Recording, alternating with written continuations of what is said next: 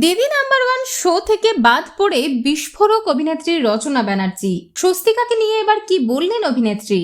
রচনা ব্যানার্জিকে আমরা দেখেছি দীর্ঘ 15 বছর ধরে দিদি নাম্বার ওয়ান শোটি সঞ্চালনা করতে। বাংলা টেলিভিশনের দুনিয়ায় অত্যন্ত জনপ্রিয় রিয়েলিটি শো হলো দিদি নাম্বার ওয়ান। আর দিদি নাম্বার ওয়ান মানেই তো রচনা ব্যানার্জি বলে আমরা এতদিন জানতাম। তবে দিদি নাম্বার ওয়ানে এসেছে বড়সড় পরিবর্তন।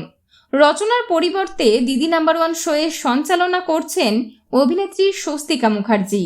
তবে দীর্ঘ 15 বছরের সফর থেকে হঠাৎ কেন সরে দাঁড়াতে হলো অভিনেত্রী রচনা ব্যানার্জিকে?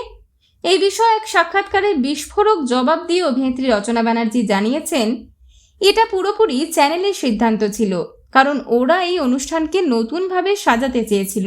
তবে ওদের প্রমাণ করে দেখাতে হবে রচনা ছাড়া এই শো সফল হতে পারে।